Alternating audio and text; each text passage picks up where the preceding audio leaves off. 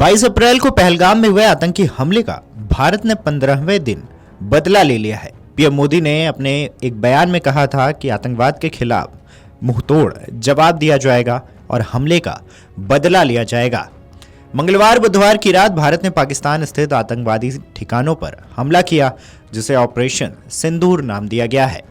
ऐसे में अब 15वें दिन जिस तरीके से भारत ने पहलगाम आतंकी हमले का बदला लिया, तो पहलगाम आतंकी हमले से लेकर 15वें दिन पाकिस्तान पर क्या क्या कदम उठाए गए, क्या फैसले लिए गए, चलिए विस्तार से बताते हैं। बीते 22 अप्रैल का वो दिन जब जम्मू कश्मीर के पहलगाम में आतंकियों ने बड़ा हमला बोला।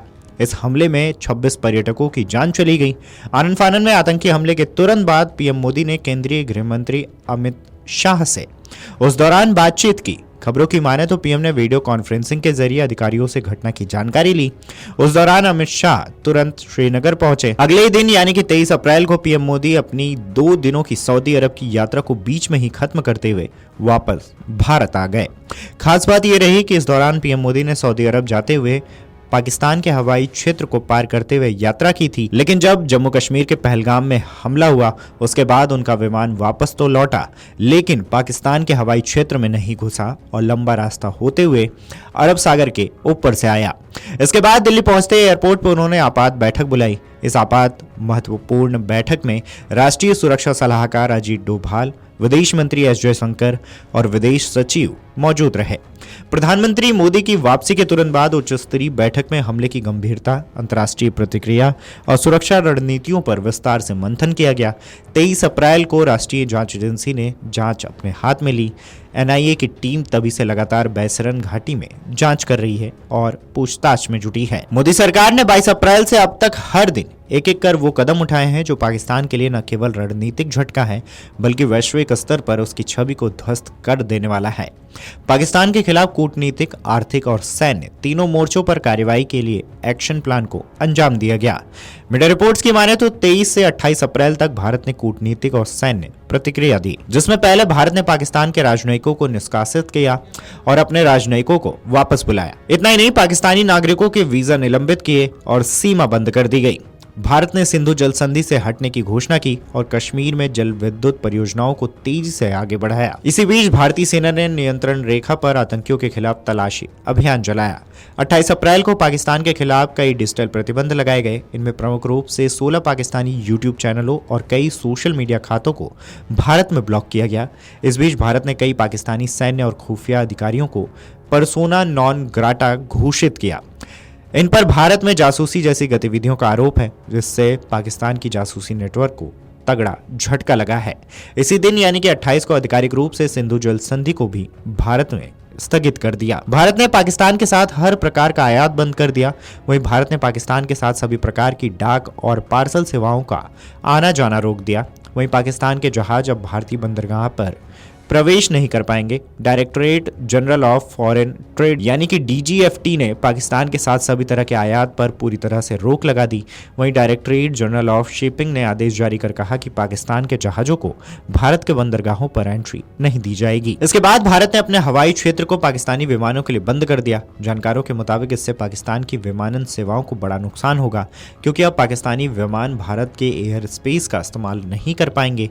वहां के विमानों को कुछ देश का सफर करने के लिए लंबी दूरी तय करनी होगी, जिसका असर सीधे तौर पर टिकट पर पड़ेगा। अब 1 से 5 मई के बीच भारत सरकार ने 7 राज्यों में नागरिक सुरक्षा अभ्यास की घोषणा की, जिसमें हवाई हमले की चेतावनी, ब्लैकआउट और नागरिकों को सुरक्षा प्रशिक्षण शामिल रहा। इससे मालूम चलता है कि भारत हर आपात स्थिति के लिए तैयार है। इससे पाकिस्तान को स्पष्ट संदेश गया कि भारत अब जवाबी हमलों और सुरक्षा दोनों में सक्षम है।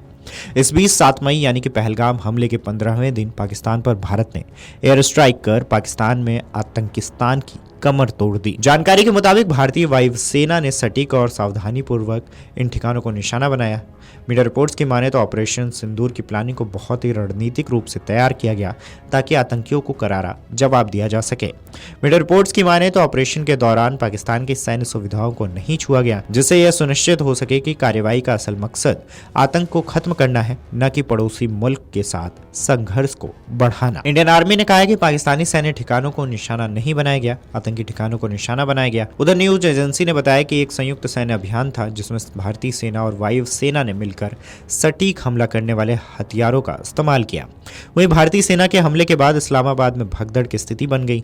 भारतीय सेना के हमले के बाद पाकिस्तान के प्रधानमंत्री शहबाज शरीफ ने 3 बजे के आसपास इमरजेंसी बैठक बुलाई।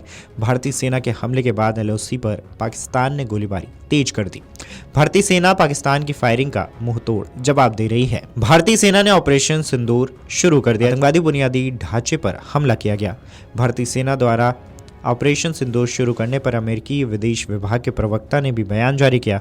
उन्होंने कहा कि हमें रिपोर्टों से जानकारी मिली है, हालांकि इस समय हमारे पास कोई आकलन नहीं है, एक उभरती हुई स्थिति है और हम घटनाक्रम पर बारीकी से नजर रख रहे हैं।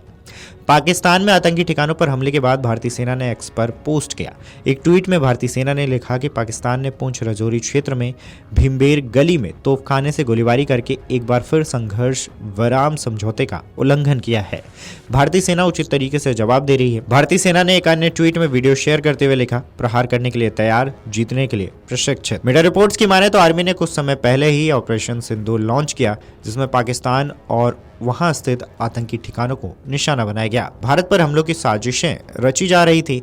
कुल 9 ठिकानों पर सटीक और सीमित कार्रवाई की गई।